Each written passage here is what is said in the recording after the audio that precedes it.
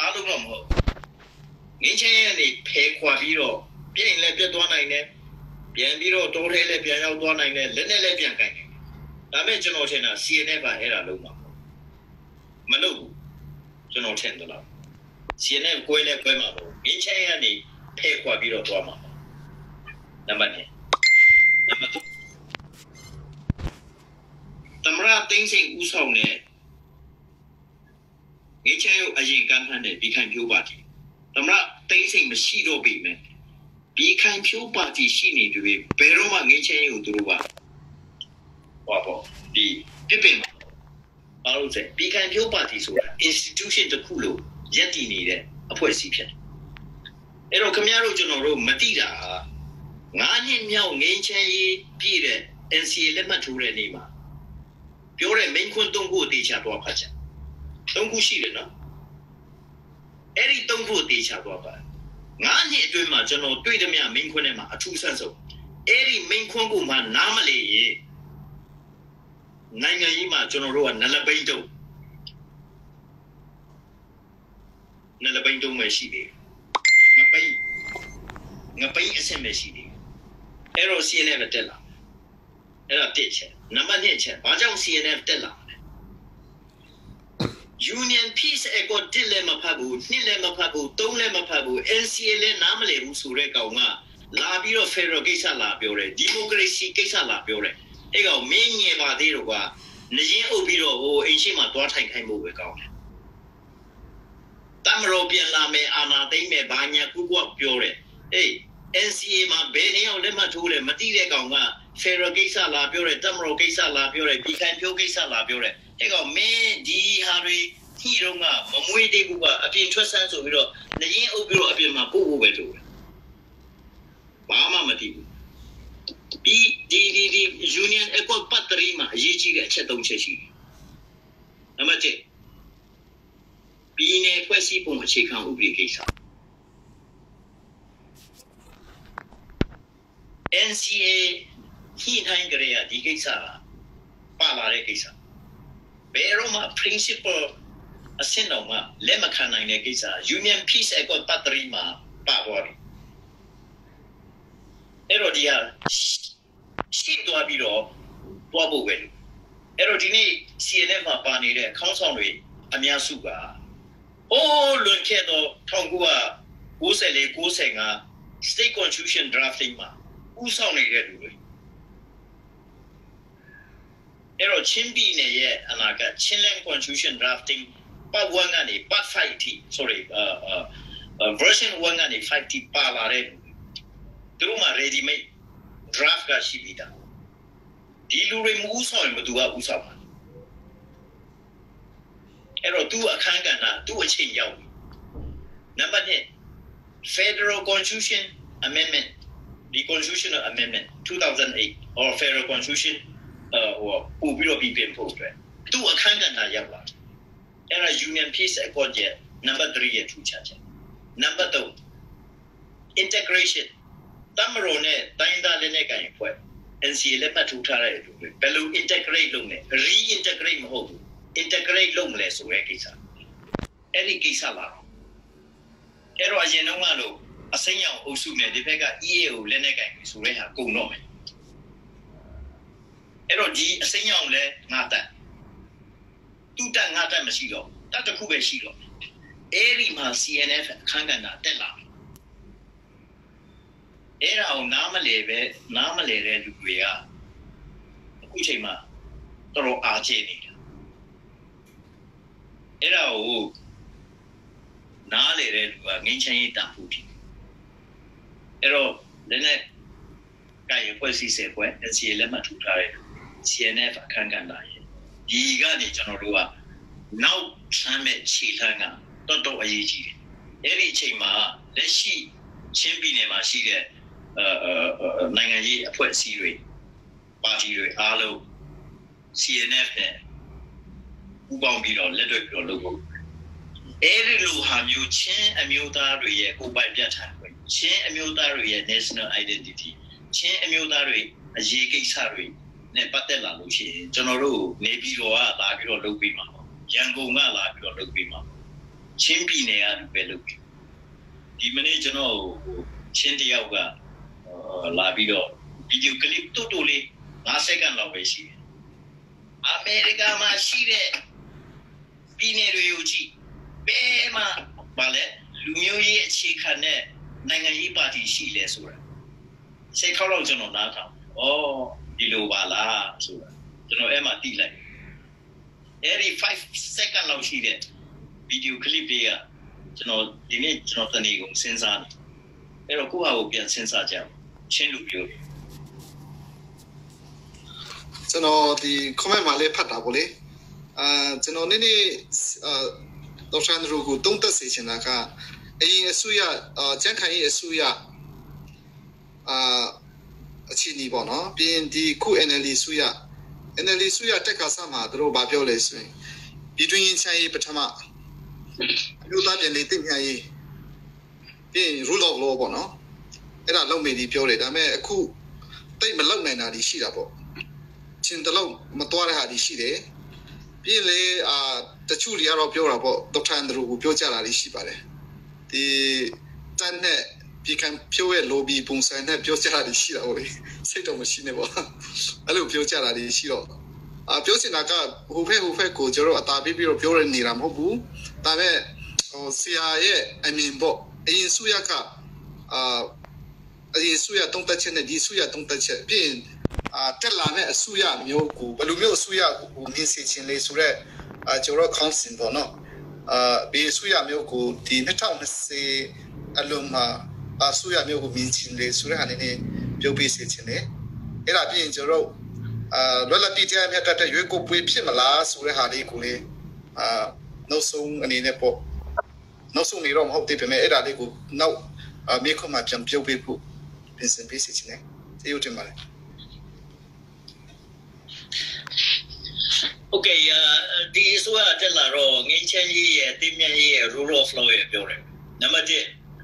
ငင်းချမ်းကြီးကိုသူတို့မှနားမလဲတာဘာလို့လဲစစ်မှတ်မတိုက်ဘူးလားစစ်တိုက်ဘူးလေလူပဲငင်းချမ်းရဲ့တည်တယ်လေဘာလို့လဲအရိုက်လည်းမခံဘူးမဟုတ်ဘူးလားသမင်းလည်းမငတ်ဘူးကျွန်တော်တို့ထဲမှာနေဘူးတဲ့အရိုက်လည်းခံဘူးတဲ့သူများကိုလည်းရိုက်ဘူးတဲ့သမင်းလည်းငတ်ဘူးတဲ့သူများကိုလည်းသမင်းမကြွေးဘဲနဲ့ထားဘူးတဲ့အဲ့တော့စီးရဲ့အနိဋ္ဌာကိုလည်းတည်တယ်အဲဒါကြောင့်ငင်းချမ်းရေးကိုကျွန်တော်တကယ်မျက်နှိုးတာဟုတ်လားတိမြတ်ရေးဆိုတော့သူများနဲ့ရန်ဖြစ်ဘူးလေသူများနဲ့လည်းတပ်ဖို့ခတ်ဖို့လုပ်ဘူးလေအဲကြောင့်တိမြတ်ရေးကိုတပ်ဖို့တာ rule of law jungle law မှာနေဘူးလေအဲဒါကြောင့် rule of law အရေးကြီးတာသိတယ်လေသူတို့ကအဲဒီ jungle law မှာမနေဘူးလားသူတို့နေတာပုံစံခွက်ထဲမှာနေဘူးလားအဲတော့ပုံစံခွက်ကနေ rule of law တိဖို့ကတော့ခက်တယ်လေအဲဒါကြောင့်လူချင်တာမိဖုရားညတော့ဖျင်မနဲ့အကုန်ဖြစ်ကုန်ရောအဲ့ဒါကြောင့်စိတ်ကူးရင်နဲ့လက်တွေ့နဲ့ဟိုတော့အဲ့ဒါတွေကြောင့်မအောင်မြင်တာနံပါတ်1ရှင်းပြောရရင်ကြည့်ကြည့်အခုတော်ခေတ်စားတဲ့ဟာခင်ဗျားမေးတဲ့မေးခွန်းနဲ့တော့မဆိုင်ဘူးအခုကြည့်နိုင်ငံတော်သမ္မတဘာလုပ်နေသူရဲ့ Facebook မှာလာပြီးတော့ NLD ကိစ္စ lobby လာလုပ်နေတာသူကဘာလဲဒီအခြေခံဥပဒေဟိုအထဲမှာ64ထဲမှာကျန်းကျင်ထားတဲ့လူ65ထဲမှာငါဒီအခြေခံဥပဒေကိုတက်ပြီးတော့ကာကွယ်မယ်ဆိုပြီးတော့ဥပဒေကိုလိုက်နာပါမယ်ဆိုပြီးတော့ကျန်းကျင်ထားတဲ့လူကိုနောက်ပြီးတော့ပုံမှန်ဟိုအထဲမှာ64ထဲမှာငါရဲ့တက်တန်းတစ်လျှောက်မှာငါပါတီလုံးဝမလုပ်ရဘူးဆိုတော့ပိနေအင်ကြီးလဲဝတ်သေးတယ်အပေါ်မှာ NLD လာလဲထောင်သေးတယ်ဒီမှာ NLD ဟိုဘောတစိတ်လုံးကြီးလဲကတ်သေးတယ် NLD ကိုမဲပေးပါလုပ်သေးတယ်ရှင်းနေဝက်လုံးတော်ရအရင်တော့ဦးသိန်းစိန်ကဟိုမှာတခါခီးသွားပြီးတော့သွားလို့တော့သူလွတ်တော်မှတုန်းကအကြီးကျယ်ဦးသိန်းစိန်ကိုပြတ်နာရှာတာမှတ်မိသေးလားအုံနောက်ကောင်းပါသေးတယ်သူစာလဲကောင်းကောင်းရေးတတ်သေးတယ်အဲ့တော့ဥပဒေကိုလိုက်နာပါ rule of law ဆိုပြီးတော့အတိုင်းပင်ခံပြောတယ်သူရဲ့သမရဒီမှာပုံမှန်64ကြီးကိုအတီပေါက်ကြီးကိုစန့်ကျင်ပြီးတော့လုပ်နေတယ်အဲ့တော့သမရ rule of law ဖောက်ပြနေတယ်အတိုင်းပင်ခံ rule of law ပြောနေတယ်အဲ့တော့ခမရတို့ကျွန်တော်တို့တာမန်လူကဘယ်လိုလုပ်ပြီးတော့ rule of law ကိုနားလည်မလဲနိုင်ငံတော်ရဲ့ဥဆောင်ကြီးက rule of law ကိုဖောက်ပြနေတော့ဒီတိုင်းမျိုးကဘယ်လိုလုပ်ရှိမလဲအဲ့ဒါဒီလက်ရှိအစိုးရရဲ့ dilemma အဲ့ဒါကြောင့်ကျွန်တော်ပြောရင်တဲ့ပြောလို့ကျွန်တော်လူတွေအနေကတ်တာနံပါတ်1 2020မှာဘယ်လိုအစိုးရမျိုးလုပ်ချင်လဲ ကျွန်တော်ကဘာကြောင့်ပြီးခိုင်ပြိုးနဲ့တမလို့ရဲ့ lobby လုပ်တဲ့ကောင်လို့အပြောခံရတယ်ဘာလို့လဲဒီလူတွေကပွင့်လင်းလို့ကျွန်တော်ပြီးခိုင်ပြိုးဘာလို့သူတို့နဲ့နေရတာပြောလဲပွင့်လင်းပြောလို့ရတယ်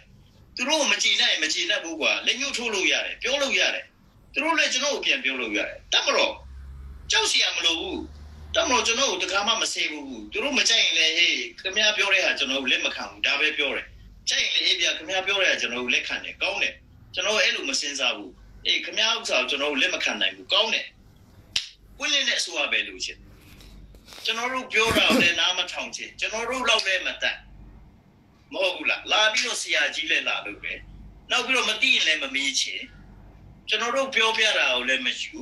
ကျွန်တော်တို့လည်းအဖက်မလို့မဟုတ်ဘူးလားကျွန်တော်တို့လည်းလူမထင်တခွန်းသွားပြောရင်လည်းအေးမင်းလောက်တော့ငါတတ်ပါတယ်ကွာဆိုတော့လူကိုလူလိုလည်းမထင်မဟုတ်ဘူးလားပြောလိုက်ပြန်လဲကိုလောက်လည်းမတတ်လာပြီးတော့ဆရာကြီးလာလို့အဲ့လိုမျိုးမပွင့်လဲမယိုသားမပြတ်သားဆရာကြီးလုပ်ချင်တတ်လားဆိုလဲမတတ်မဟုတ်ဘူးလားအဲ့လိုမျိုးအစိုးရမျိုးကျွန်တော်2020အလွန်မှာမတွေ့ချင်ဘူးလုံးဝမတွေ့ချင်ကြည့်လို့လည်းမရတော်တော်ထဲမှာရှင်းရှင်းပြောရရင်ပြီးခိုင်ဖြိုးကျွန်တော်ထက်တော်တဲ့လူတွေကျွန်တော်ထက်တတ်တဲ့လူတွေ DSA ကျွန်တော် DSA ဘာလဲတက်ခွင့်မရဖြစ်မဟုတ်ဘူးလား MA Defense College မတက်ခဲ့ဘူးဒါပေမဲ့သူတို့တော်ထဲမှာတင်ချင်တဲ့ကိစ္စကွယ်လူလောက်ပါအောင်ကျွန်တော်တို့ဒီလိုပြောရင်ဖြစ်ပါမလားစစ်ဘူကြီးတွေလာမိတယ်ကျွန်တော်ကုန်ယူတယ်ကျွန်တော်ပညာသူတို့အတိမပြလာမဟုတ်ဘူးဆရာကြီးဒီလိုဖြစ်မှရမယ်ဒီလိုပြောရင်ဒီလိုဖြစ်တယ်ဒီလိုဖြစ်ရင်ဒီလိုပြောတယ်ဥမာကာယီကခွေကငယ်တတလင်းချိတ်ထားဝဲမဲ့ဒါရင်ကောက်ဒါရင်မောက်ငါးနှစ်နေတယ်တလောက်စေသိမ်းစားတယ်3600အဲ့လိုကောင်ကကျွန်တော်ကိုတွေ့ရင်စကားမပြောအဲ့ဒါမျိုးကိုကျွန်တော်လွတ်တော်ထဲမှာတွေ့ကိုမတွေ့ချင်တာကျွန်တော်အခွင့်ဆောင်နေတယ်မဟုတ်လားနောက်တစ်ခုကပါလေလွတ်လပ်တဲ့ရွေးကောက်ပွဲဖြစ်မလားရွေးကောက်ပွဲကိစ္စလာပြီးတယ်ကိုဗစ်ကလည်းဖြစ်သေးတယ်ရွေးကောက်ပွဲဥပဒေနဲ့ခြေဥကလည်းညှိနေတယ်အဲ့တော့ရွေးကောက်ပွဲကိုကျွန်တော်မစင်စားဘူးဒီခြေဥနဲ့ရွေးကောက်ပွဲဥပဒေနဲ့ညှိနေတဲ့ဟာမဖြေရှင်းတဲ့၍ဒီမှာရွေးကောက်ပွဲမလုပ်ရဆိုပြီးတော့ပိတ်ထားတဲ့နေမီလည်းရှိနေတယ်ဒီပိတ်ထားတဲ့နေမီရဲ့အရင်ခံကခြေဥပြဿနာခြေဥနဲ့ဒီရွေးကောက်ပွဲဥပဒေနဲ့မဖြေရှင်းရင်ပိတ်ထားတဲ့ဟာလည်းမှားတယ်ပိတ်ထားတဲ့ဟာရှိနေကြတဲ့ဟာဒီဘာလဲဒီကိုဗစ်ပြဿနာလည်းရှိနေတယ်အဲ့တော့လွတ်လပ်လားမလွတ်လပ်ဘူးလားဆိုတာကိုယ့်ဟာကိုယ်ပဲစဉ်းစားကြဥပမာဆိုပါစို့ဦးခီကလွန်ခဲ့တဲ့လကအင်တာဗျူးမှာပြောတယ်ပြောတော့သူကဘာနဲ့ပြောလဲဆိုတော့ဒီဟာလေးကိုစုပ်လုပ်ရတဲ့အနေအထားမှာစုပ်ပါလို့သူကပြောတယ်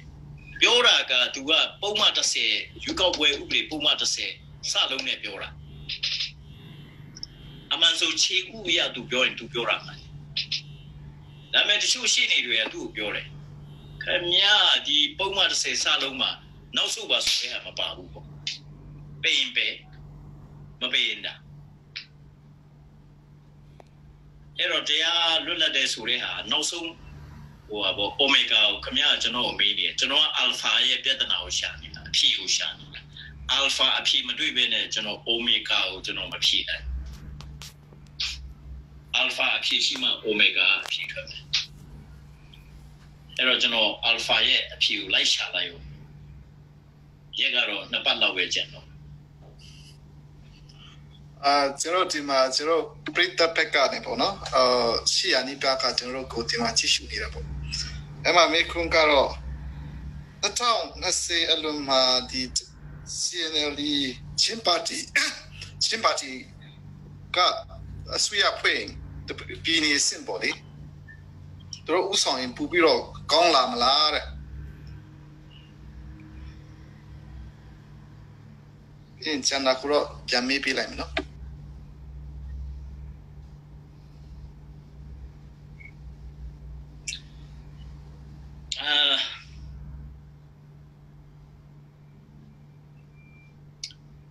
မပြောတတ်ပါဘူးအဲ့ဒါတော့အစိုးရဖွဲ့တယ်ဆိုတာလွယ်တာမှမဟုတ်တာဘာလို့လဲဆိုတော့ကျွန်တော်အရင်တုန်းကဗာလဲ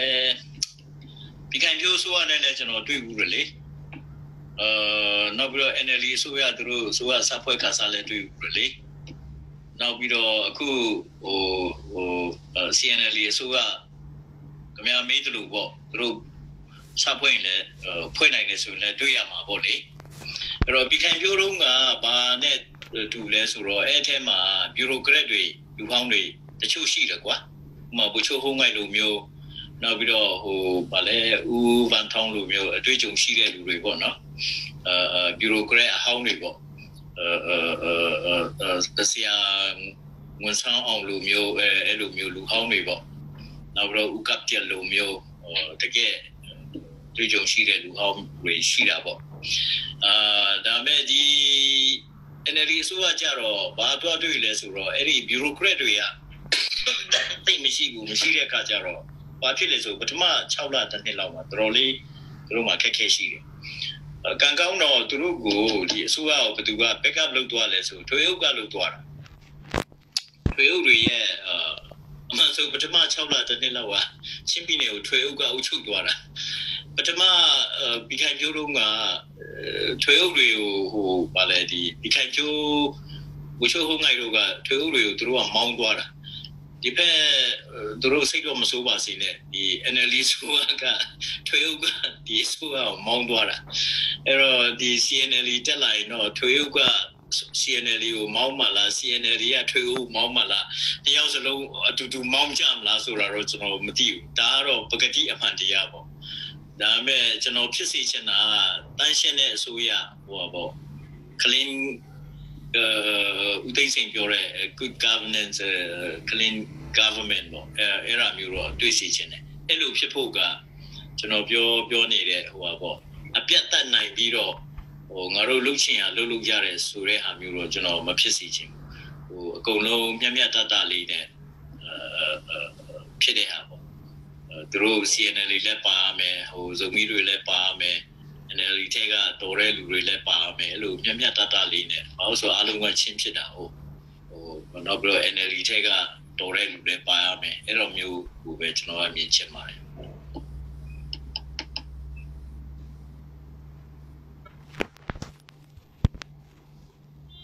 အစကကျွန်တော်မေးထားတဲ့ team မှာလည်းနည်းနည်းတော့ပါတာပေါ့လေကျန်ခိုင်ကြီးနဲ့တက်အတွက် lobby လုပ်ပေးနေတဲ့ဆိုတဲ့ပြောနေတဲ့ဟာဒီကိုဘယ်လိုဖြစ်ချင်လဲပေါ့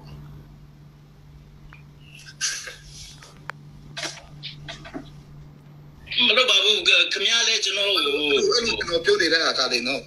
ဘာလဲဆိုတော့ငင်းချင်ရေးကိစ္စနဲ့ဆက်ဆက်တယ်လို့ထင်တယ်ဘလို့ငင်းချင်ရေးပြောတိုင်းကိုတက်နဲ့ဘက်ကလည်းအများအားပြောတော့ကျွန်တော်ဘက်ကတော့ဒီငင်းချင်ရေးကိုခုန NCA ကိစ္စလည်းမသိ bilateral ကိစ္စလည်းမသိ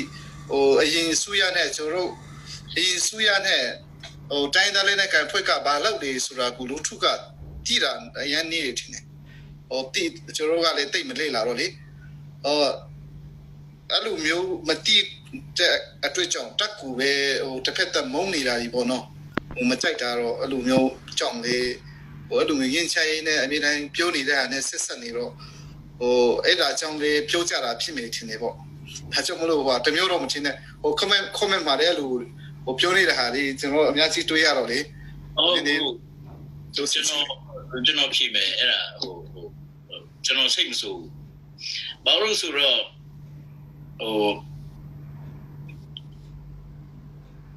NLD နဲ့ကျွန်တော်တွေ့တဲ့အချိန်မနေဘူးဒါမဲ့ NLD ကရှက်တတ်တယ်ရှက်တာလားဘာလားမာနကြီးတာလားမသိဘူးကျွန်တော်နဲ့သူတို့နဲ့တွေ့ပြီးတော့စကားပြောတယ်ဆွေးနွေးတယ်အဲ့ဒါကိုအပြင်ကိုလုံးဝမပေါက်စေချင်လှုပ်ဝက်ပဲသူတို့ကလုပ်ချင်တယ်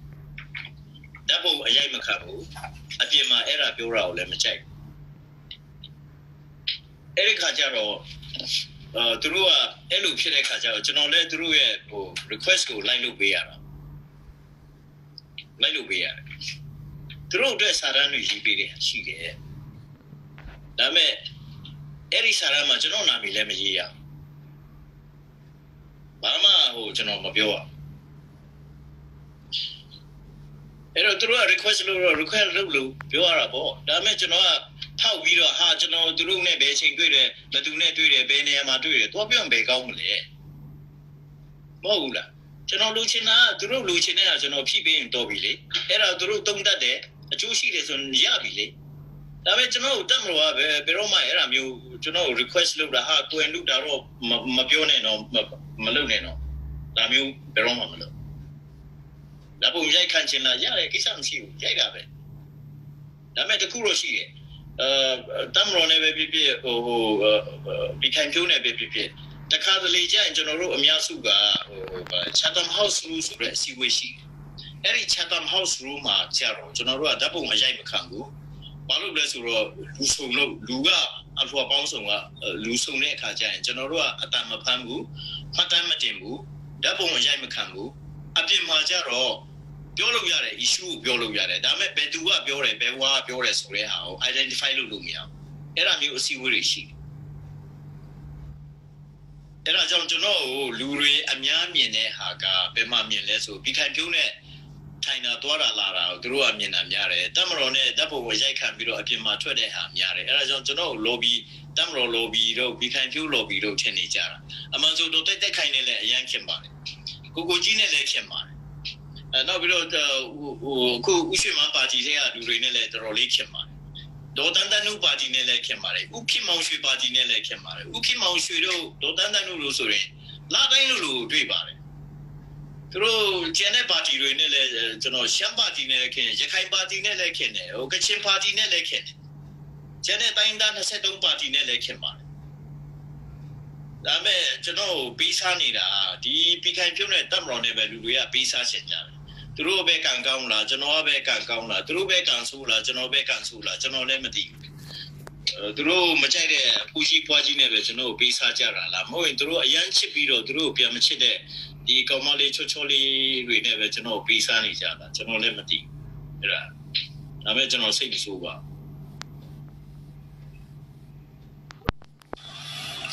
ကျေးဇူးတင်ပါတယ်ဒေါက်တာဒရိုဒီညာအခုလိုချင်းပေးတဲ့အတွက်ပေါ့နော်ဒီကျွန်တော်နောက်ဆုံးအနေနဲ့ကျွန်တော်မေးတဲ့ team မှာမဖြေလိုက်ရတဲ့ဟာလေးဒီနေ့ကျန်တဲ့ဟာလေးဒီရှိရင်နောက်ဆုံးအနေနဲ့ပေါ့နော်အားချချင်တဲ့ဟာလေးဒီပြောပြပါမရှိပါဘူးကျွန်တော်တခုပြောချင်တယ်ပေါ့ခင်ဗျာလည်းမမေးလို့တချို့ကကျွန်တော်တို့ကအိန္ဒိယနိုင်ငံနဲ့နီးတဲ့အခါကျတော့တချို့ကအိန္ဒိယ sorry ကျွန်တော်မေးဖို့မေးတော့အဲ့ဒါကိုမေးမလို့ဒီ India Federal ကိစ္စကိုမြန်မာနိုင်ငံ Federal လို့ပြောနေတဲ့ခါမှာဒီ India Federal လို့ပြောကြတာပေါ့လေတချို့ကတော့ India Federal မဟုတ်ပါဘူးဒါဘူချုပ်ခိုင်မှုစနစ်ကိုရှော့ချတာပဲဖြစ်ပါတယ် decentralization အဆင့်ပဲဖြစ်ပါတယ်ဆိုတာလေးရှိတာပေါ့လေဒီကိစ္စလေးတုံးတက်ပေးပါဦးမြန်မာနိုင်ငံကို Federal လို့အများအားပြောနေတဲ့ခါမှာဒီကူချီခံပြီးတော့တွားတင်နေဆိုတဲ့ဟာမျိုးပေါ့နော်တုံးတက်ပေးစီဒီအိန္ဒိယနိုင်ငံရဲ့ Federal စနစ်ကိုမပြောခင်မှာကျွန်တော်တို့ခင်ဗျားတို့ဒီမှာရှိနေလူတွေစဉ်းစားဖို့လိုတယ်အနေနဲ့လည်းပြောတယ်သူတို့က Federal စနစ်ဒီဆောက်ရွေးတွေဟိုးလွန်ခဲ့တော့တကလားလွန်ခဲ့တော့20 30အစပြီးတော့ပြောခဲ့တယ်ပေါ့ဟုတ်ပါတယ်ပြောပါရပါတယ်ကျွန်တော်တို့မမွေးခင်လွန်ခဲ့တဲ့50ပဲပြော30ပဲပြောဘယ်နှစ်ကပဲပြောဒါပေမဲ့ခင်ဗျားတို့က Federal ဆိုတဲ့စကားလုံးပဲပြောတယ် Federal ဆိုတာအမျိုးပေါင်းဟိုပေါ့20ပဲရှိရှိ30ပဲ50ပဲရှိရှိ10ခုပဲရှိရှိ3ခုပဲရှိရှိဘာ Federal လဲဆိုတာခင်ဗျားတို့အခုချိန်ထိ identify မလုပ်အဲ့ဒါကျွန်တော် NLD အတွက်မိခုဒီခိုင်ပြုတ်လဲအဲ့ဒါမပြောမဟုတ်လားကျန်တဲ့ပါတီဘယ်သူမှဘာ Federal ဆိုတဲ့ဟာမပြောအရင်ဆုံး identify လုပ်တာတတ်မလို့ဒါကြောင့်ကျွန်တော်တတ်မလို့ lobbyist လို့ပြောနေသူတို့ပြောလို့ကျွန်တော်ကပြောတာဘသူအရင်ပြောလဲဆိုတော့ဒီဒုတိယအချိန်ပြည်ထောင်စုငင်းချမ်းရေးညီလာခံမှာတတ်မလို့အစုအဖွဲ့ကပြောတာဘုံကြီးဘသူလဲသူ့နာမည်မေ့သွားတယ်သူကပြောတော့တတ်မလို့ဖက်ကနေ Federal စနစ်ကိုလက်ခံတယ်သူတို့လက်ခံတဲ့ Federal system ကဒီ asymmetrical Federal လို့ခေါ်တယ်အချိုးမညီတဲ့ Federal စနစ်ကိုသူတို့ကသဘောကျတယ်အဲ့ဒီအချိုးမညီတဲ့စနစ်ကအိန္ဒိယရဲ့ Federal model ဖြစ်တယ်ဘာလို့ဆိုအိန္ဒိယ Federal model ကနံပါတ်1 territory ကိုလည်းအခြေခံတယ်နံပါတ်2 linguistic ကိုလည်းအခြေခံတယ်နံပါတ်3ဒီ population ကိုလည်းအခြေခံတယ်နံပါတ်4 Wagule, chicken, D, ethnocentric, Lumiobo, Uma, sick Lumioro, or the Jamukis Mialuha Muro, Nabro, Era chicken, Nabro, the poverty net, the CM Huro, Era chicken. Era Mumatu, Quebia Huro, Susi Biro, Ferros New, a chicken. Eri Harry a chicken, a Chumanibu. Lumule a Chimakambu, territory will let a Kure let Chimakambu, linguistic to Kure, Badasaga to Kure a Chimkam. Matuni Harry, as well also a chicken, Miamananga Lumu, Muna Sutia don't sing a she ha, Matu Quebia Hure, Susi Naibu, a council kid, Subio, Tamaroa, India More, through a Tabojare Sureha, through Sabiora. Eri Greani. Through Lisa Dore. Erima Lade, CNF Council Reale, General Media. Tamara, the loud tea ferros and Nalera, Camilla Chepala, Malone, through a Genota Dore, through my PhD Yare, Cuneo Loshide. Take Dore, General Day Timachine. Canajaro, Tachuga, the Austria keys in La Germany keys in Mala, Edisca Gore. Now the car that he has a Siwima, a woman coma, era mu, make on the Capian Yore. Now the car, be Siwima, NCA Luamio, Union Peace Ecomala, not the Capian Yore. Don't think the deep Yore. Erojonoa, Jamie, or Tamroa, Picha, Lobala, Sureha, General Jamie. Now the car, not town ship, not town Seshima. India, Longchomi Agency for National Security Council, General Seaway Corps. General Buchu, or me, Nabro General Lulia, as in MPCA, Cobio Delio, Seaway to attend or Area National Security Advisor, through Demo, Buchu Jiria, General Mire. Durone, Tamarone, Sunina, Liga Kashi Vivo, India Ferro Gesa. Emma Tamro, Gachogia, Miaunanga, Buchumuji Miauna, Drusio, dimly said the Tare, Ero Camero Belumi and the level, General Apianure. So Generale Gaunero, Sectiro, Loba, Generale Bamboo Mission. So Tamro Pega, era. So Kuna Sia Biore Tema, now decentralization Sura. The Chua Bureau, home Philip. But a map song to Bureau, Governor Ga, Kanekisa, Nepata Bureau. Nene Hardware Hashi. Ericasane, no giant through a teacher pian, Lodo, Pian study Logo, Fandwari. Governor Ga, or about the 2-year governor, Rona Patapiro. Tamrane governor, now below the governor presidential routine chain, the finance ma 2-year authority, now below chief minister, 2-year finance minister, about the state, about the chief secretary, through collaboration, every Harry look like. I mean, a kuchi became pure. A lot in the Pharaoh starting below. Now below them starting below. The NLE study below. Pharaoh Bepioni Mobula. Nabro Honia, the CN Chubik Town. Slide Chubik Town, Eddie India Gisa Bura, who YMA la. YMA chief minister, Eddie Semebionic. Amanso, General policy Gisa Bureau. The Pharaoh structure net, Pharaoh essence net. The operation Mandas operators Mandas era Rioma General she said Luya. A Kuchima YMA Kisaro era General Piopo Ching Hogo. This structure gene 2-year philosophy net 2-year or about essence net 2-year operation Pioa mentioned. Ero General Piochen Adiga main team Tamroatu she yummy Pharaoh Kisan. Kuchima Duru Balauti study look be all. Natang Shiku India model type meal ferrous net Tuapu, Balau Pimpo, Jusa Tabula, General Madi, General Madi, Chacha, a day say. သူတို့ team တွေဆေးထွက်နေတယ်ဆိုတဲ့ဟာတော့ကျွန်တော်သိတယ်ဘာလို့လဲဆိုတော့အဲ့ဒီ National Security Council ကနေ National Security Advisor တွေကနေ advisor တွေအကြံပေးနေတဲ့ဒီ Bioregan Foundation ဆိုတာကျွန်တော်တို့ ਨੇ အဆက်အသွယ်ရှိတယ်ဆက်သွယ်ရှိတော့သူတို့စီကနေကျွန်တော်တို့သတင်းတွေရနေတယ်သူတို့ team လာတယ်3လနေသွားတယ်ဘယ်တယောက်လာတယ်ဆိုတဲ့ဟာတွေဒီအဲ့ဒါကြောင့် India model ကိုကျွန်တော်တို့အနေနဲ့ကောင်းကောင်းလေ့လာဖို့လိုတယ်တစ်ဖက်မှာလည်းပဲတိုင်းသားတွေအများစုသဘောကျတဲ့ America model တို့နောက်ပြီးတော့ဒီ Australia model တို့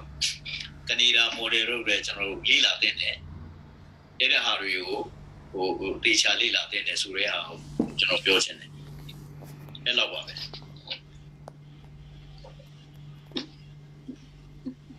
အခုလိုချင်းလက်ဖို့ကိုကြည့်ရှုအပ်ပေးနေတဲ့ပြည်သက်ဒီအားလုံးအပေါ်မှာထူးခြားမှုရှိပါတယ်ဒီကကျွန်တော်ဒေါက်တာကျုံးလည်းနဲ့ကျွန်တော်ဆွေးနွေးတဲ့ကိစ္စကတော့လွတ်လပ်ပြီး2020မြန်မာနိုင်ငံရွေးကောက်ပွဲဟာလွတ်လပ်ပြီးတော့တရားမျှတတဲ့ရွေးကောက်ပွဲဖြစ်နိုင်မလားဆိုတဲ့ဟာနဲ့ဒီ2020အလွန်မှာဘေးအစိုးရမျိုးကိုမင်းချင်းလေဆိုတဲ့အချက်ကိုကျွန်တော်ဆွေးနွေးနေတာဖြစ်ပါတယ်ဒီကကျွန်တော်ဆွေးနွေးပွဲဟာဘေးပါတီအတွက်ဟိုအတွက်ဆိုပြီးတော့ကျွန်တော်ကွက်ပြီးတော့ဆွေးနွေးတာမဟုတ်ပါဘူးအခုတော်တော်တက်နေတဲ့ issue တွေကိုအခြေခံပြီးတော့ကျွန်တော်ဆွေးနွေးနေတာဖြစ်ပါတယ်ဒီနေ့ကျွန်တော်ပြောမှဆိုမှရရှိနေ